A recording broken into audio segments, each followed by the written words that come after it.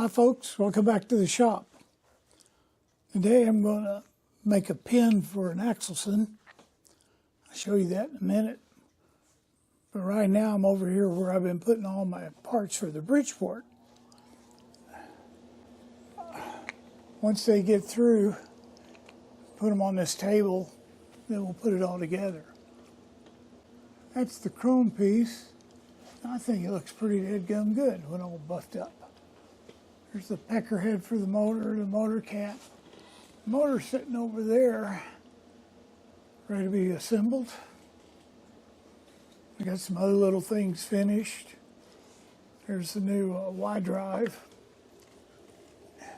They don't paint these things from the factory. It was all rusted up, so I painted it. Top cap's got a new bearing in it. This has got a new bearing in it. And I got all the other parts. Got the plastic inserts in both of those back there. So, I'm actually doing pretty good. Let me show you something. This is my 20-inch Axelson. This is a handle you can pull out. Once you do that, you move it and put it in the hole that you want it. Well, there's 5 or 6 of these on here. I've been working on ones for the 16. But over here is where kind of a, well, it's not an oddball. Put you over here for a minute. There's 2 different sizes. There's a small one that goes here, and then there's a larger one. All of these are redone, greased, and look nice in there.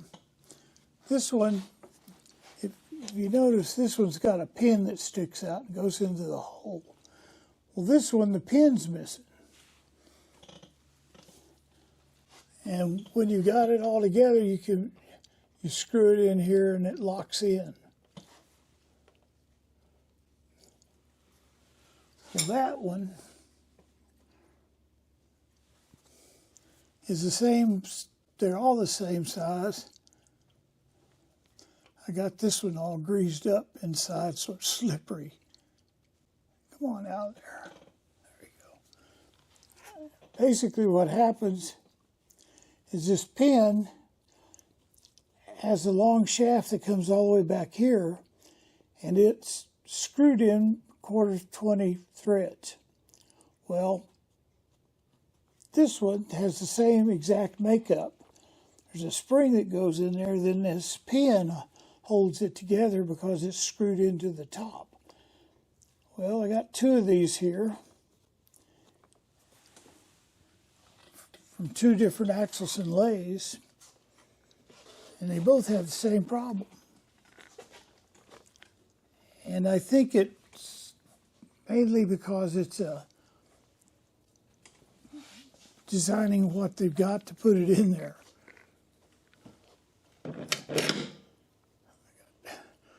I had the 2 screws, I just don't have these pins. Well, Don has got my old 16 Axelson, and I talked him into going and taking his pin apart. And he took this and sent it to me. You notice on the right side there's 1/4-20 threads. Well, in both of these handles, they're broke off way down inside.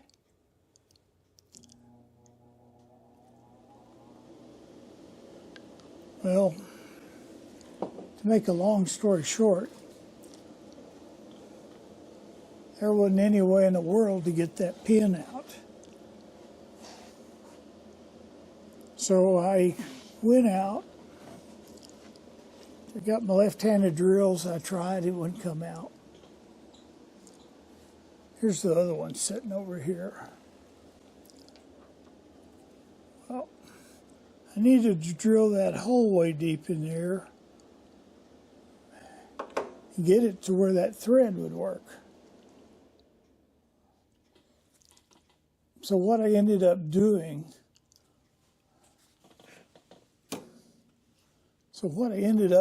was making a part over on Bob that takes the place of this, so I can center my drill up on the hole where it should be. It's got a number 7 hole tapped drilled through.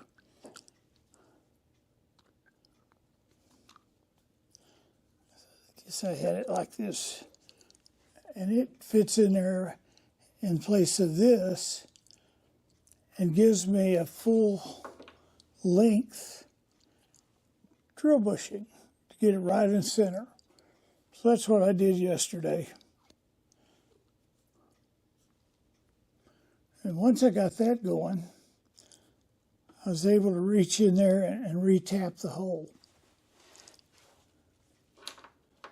So, that one I still have to re-tap. Maybe I'll show it to you when I do it.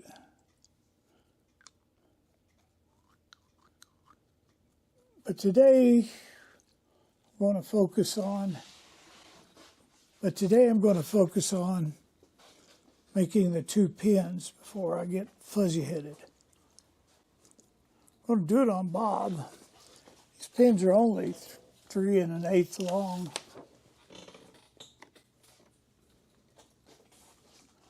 So we're going to go out here. What am I going to do? Oh, I'm going to go turn on the 3-phase. This is the 3-phase for the big machines. It's a 3 horsepower, or excuse me, it's a 20 horsepower. I don't know why I'm carrying all this around with me. Well, some guy watched the last video and made a comment that these things could be sandblasted or bead blasted and they would look nice. Well, I didn't want to bead blast it because of the shiny chrome on the ends. That would probably make it frosted. But he said if I had access to a bead blaster, I don't know where one of those would be, y'all. Oh, it's right beside the buffing station. Anyway, he made the comment and got me thinking I maybe might try it and tape off the end in that ring there where it's chromed. Being attacked. That piece right there is the last piece I need to polish on the Bridgeport. I want to get these pins done and off my brain. Okay, we're going to try this again. Well, I'm sitting over here by Bob, getting ready to make these pins. And as you can see, the pin is 0.368 in the widest part right there. Then it goes down to 1/4 inch all the way over here and then gets a thread, 1/4 by 20. That thread is where it's broke on the last 2 pins that I took out. So I know that's a stress point. Well, I got loaded up with a piece of drill rod. I think it's 4 something. And that'll let us get that big dimension right there. 0.368.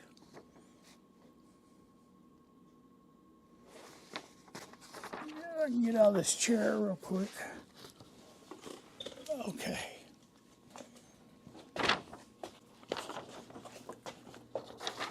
Pardon the messy Bob.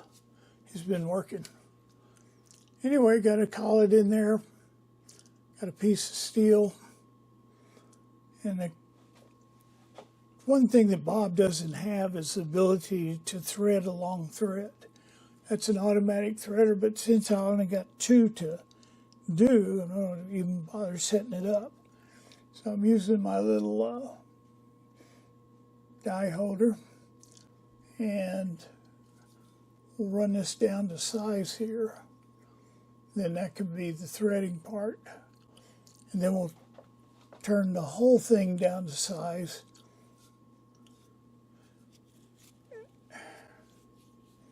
Don't want to come up here while I'm sitting there trying to fumble around. Well, I've got the threading die on here, stock sticking out, but it's a long way away from the face. And I guarantee you this thing will move a little bit out here. So what I'm going to do, I'm going to run this back in quite a ways.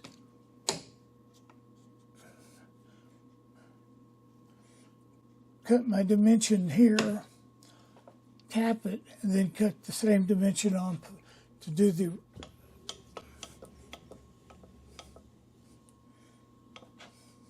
okay.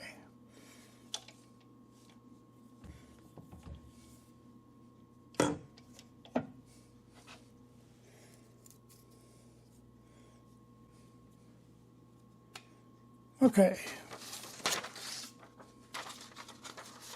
Get the drawing out of the way. Start it up.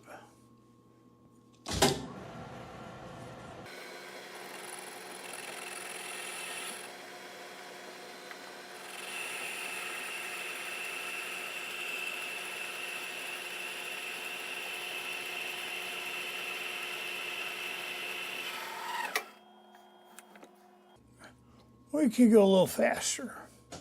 Put it in second gear.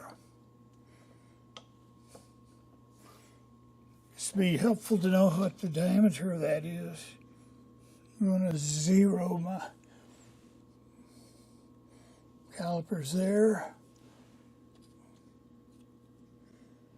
Says I have 136 thousandths. We can do that. 10, 20, 30, 40. Let's see if it'll take 50 at that speed.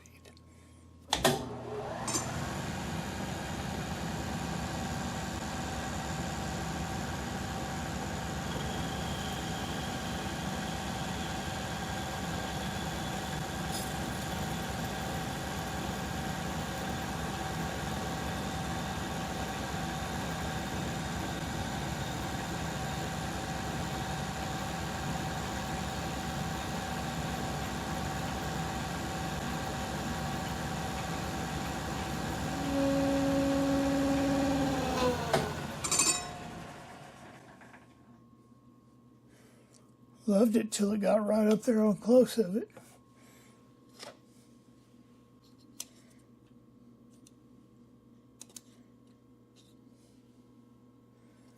Says I need to take off 84 more.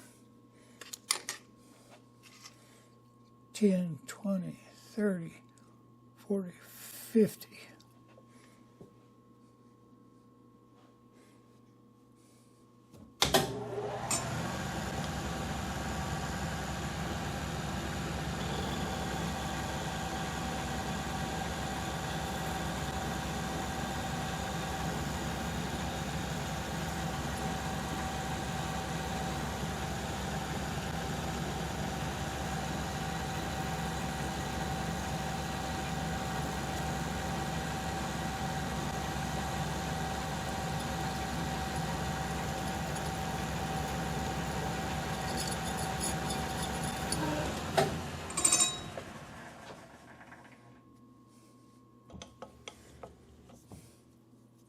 Pretty tight swirly chip. Let's see what we got here. Just need to take it 36 more.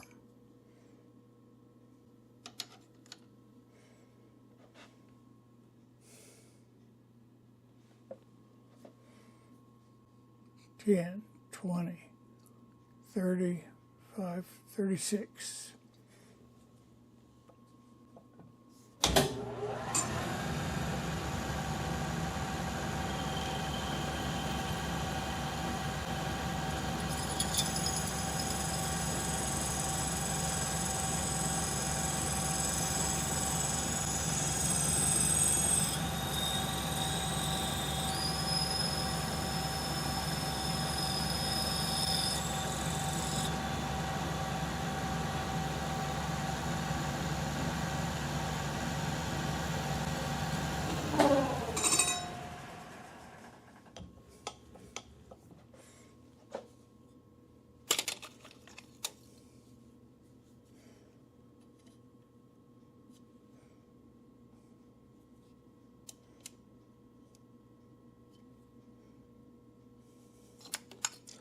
It says 3 on one side and then it says 7,000 on the other.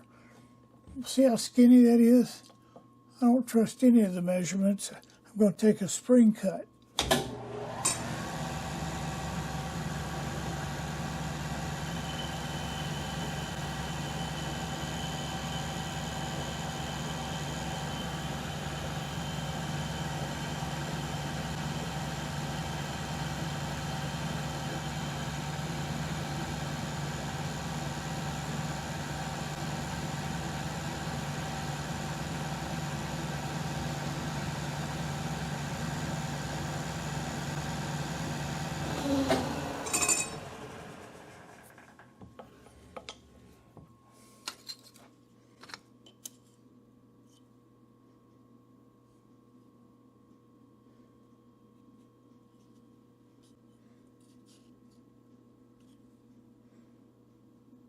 Within 2,000s.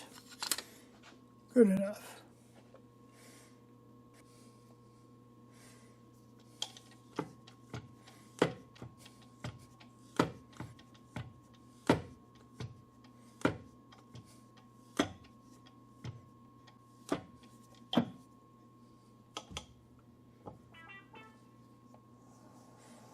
Go back to my stop. That'll line these two plates up.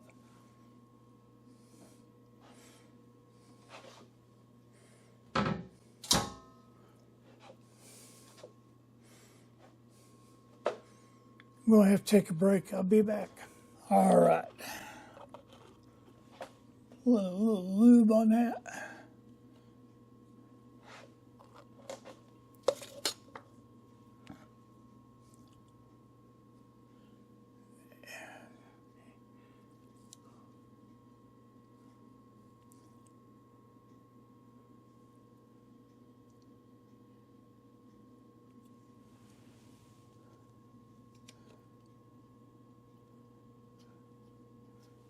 Where I got to go all the way up here.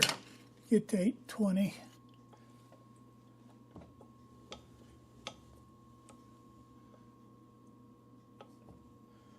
Okay, let's turn this down low.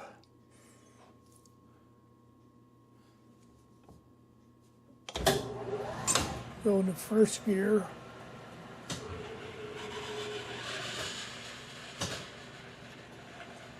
As slow as it'll go.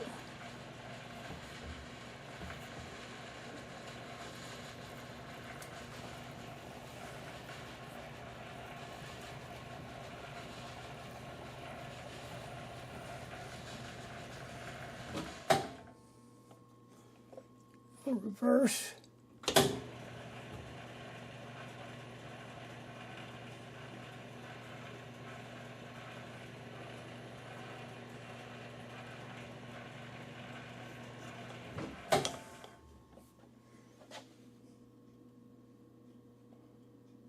Pretty good to me.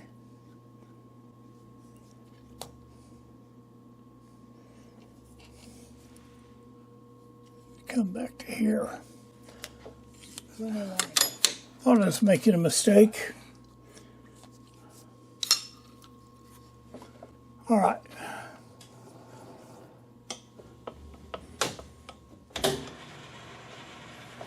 Go a little slower. Get that from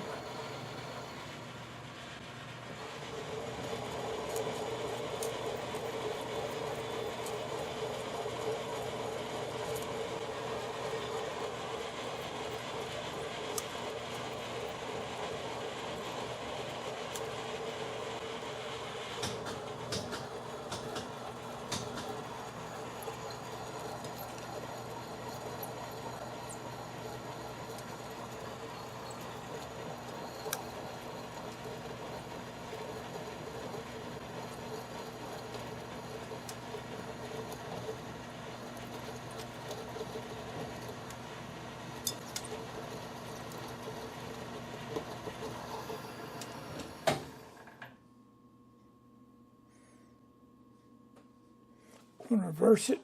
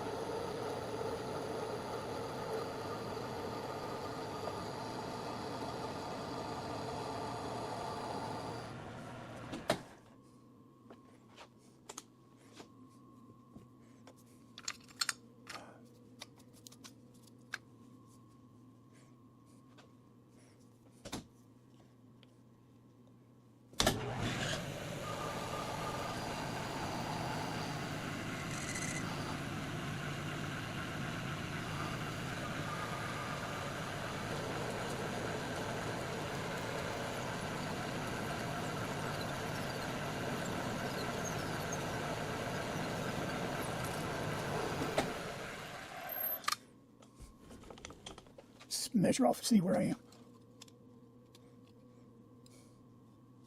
2.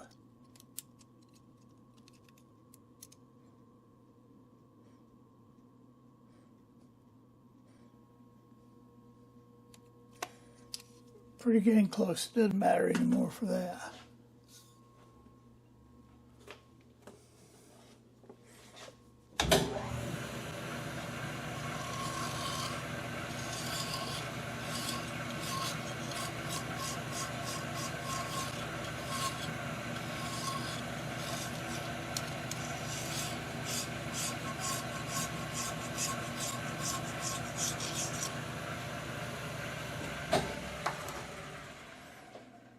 $28,000 is what we need to take off.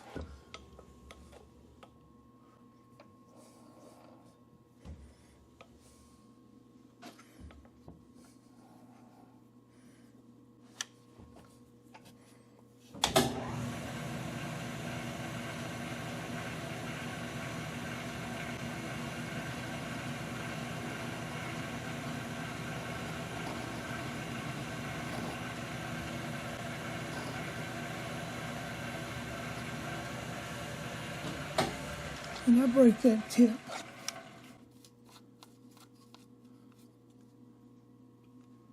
No, I don't think it did.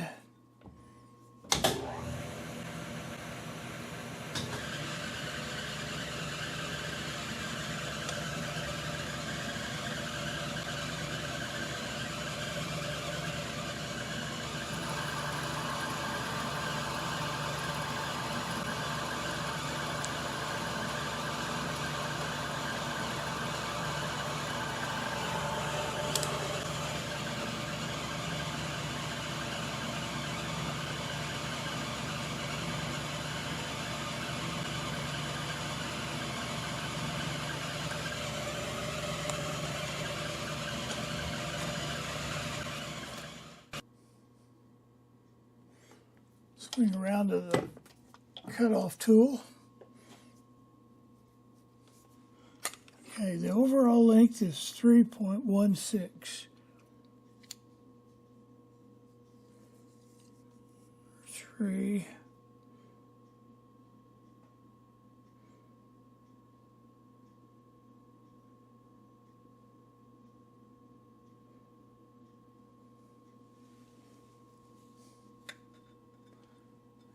Pull it out a little more.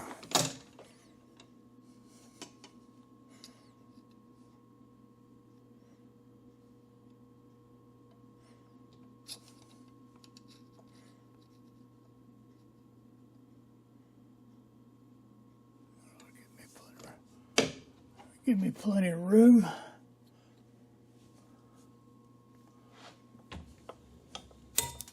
Hot damn.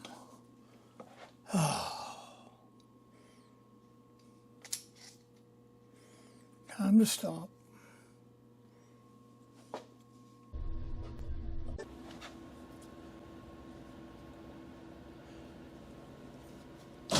Okay, I went and changed my bit to this.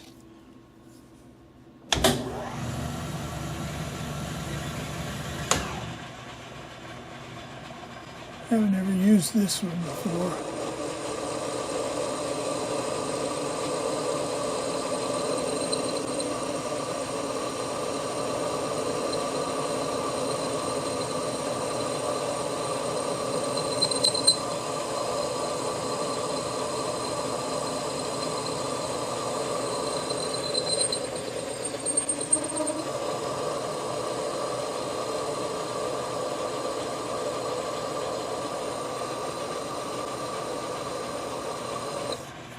Put a little cutting fluid on it.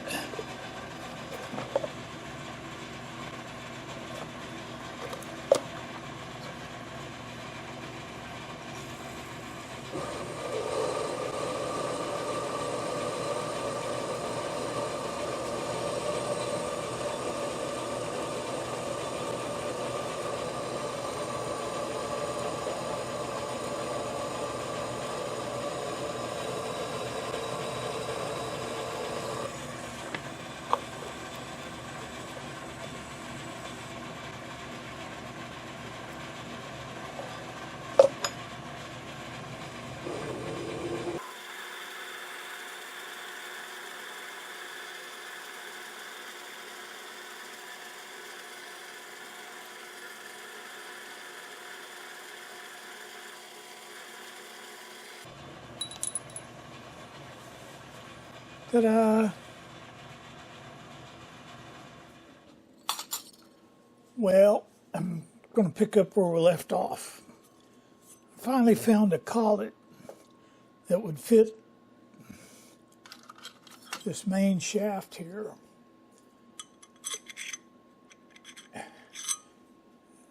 It's a 17/64. It's a good thing about having a lot of collets. You can find things. Where were we? Okay, we're going to clean this out. We'll look at this instead of me.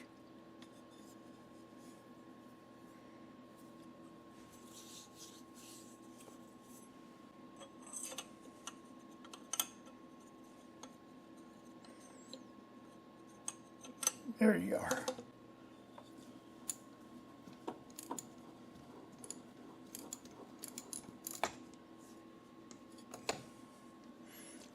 Now, these are almost finished. All I have to do is come out here and make another diameter just this size on the other side of this raised part.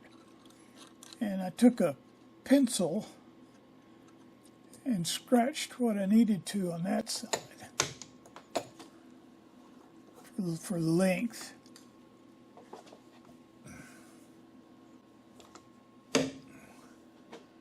There we go.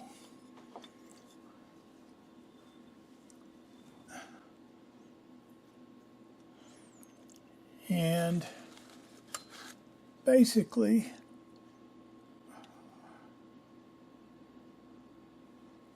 I can read this easier.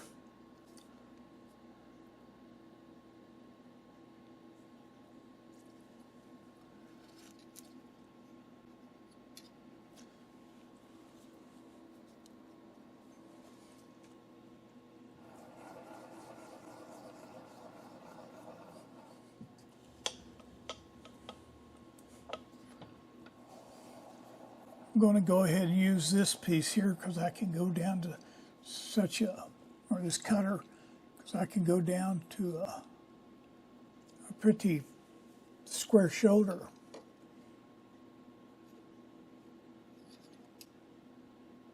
That's where it's going to be. Just need to not go too far down.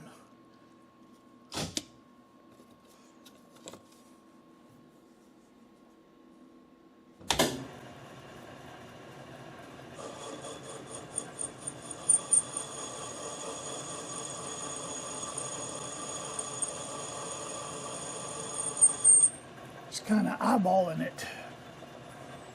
Needs a little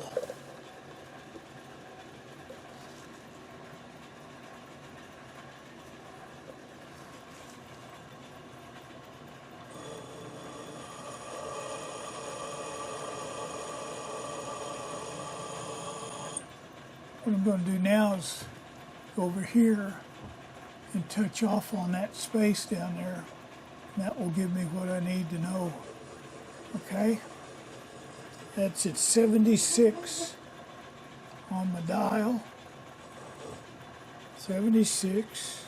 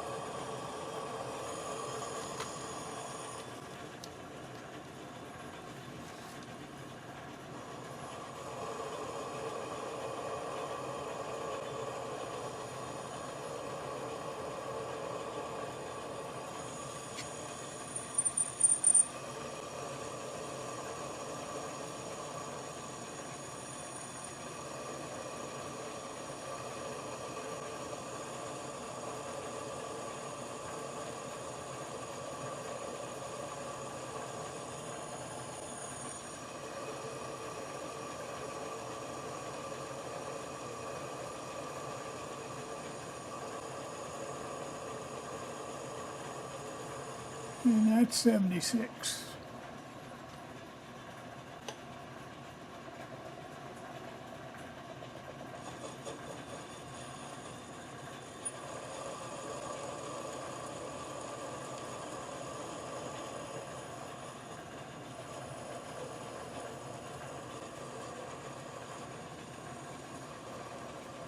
Using this parting tool, because it's not very much space right there, and I can plunge cut it instead of relying on stopping and starting and going in. For 76 again. Move over here.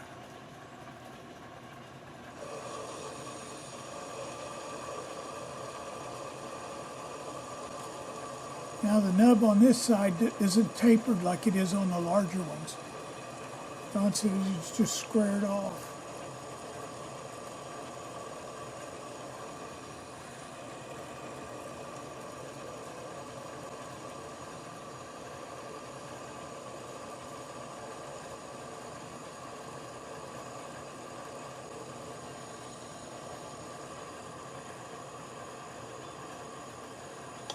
Okay.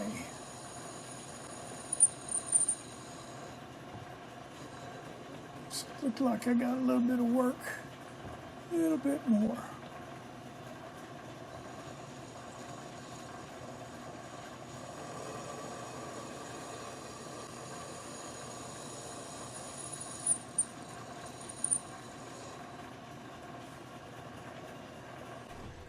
All right. Went and reworked this a little bit, taken a little bit off, beveled this. Put a pair of flats on the side for 5/16 wrench. And even shortened it a little bit on the thread, so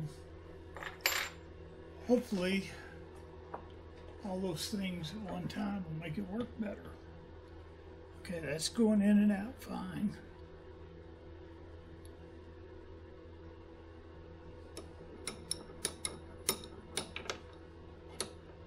Don't tighten it up too much or you mess up the knurls. Spring.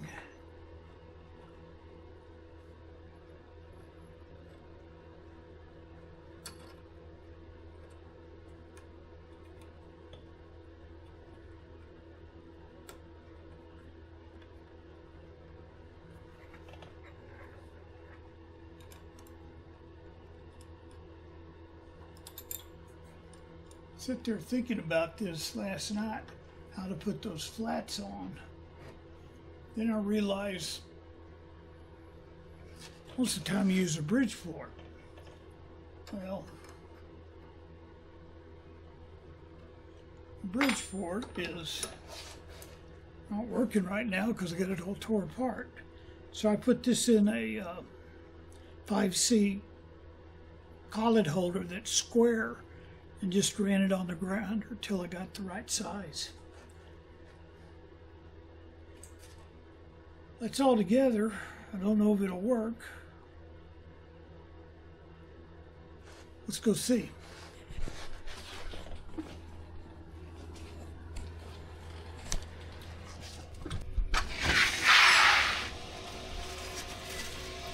I turned that grinder off at least 3 minutes ago. Got some bearings and a lot of mass on those wheels. Alrighty.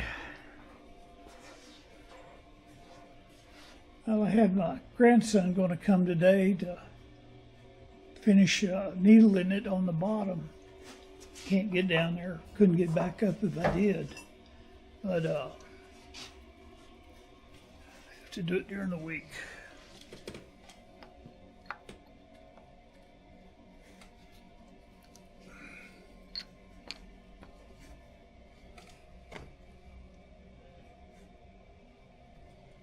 Well, I can tell you right now,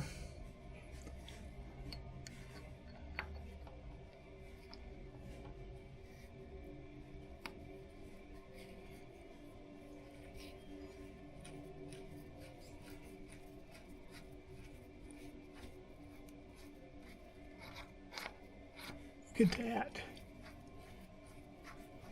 You pull it out far enough, you can get to this hole right here. Put a pin through it and tighten it on up. That's going to work. I'm not going to tighten it up all the way. Got to paint all these handles. That's back in operation.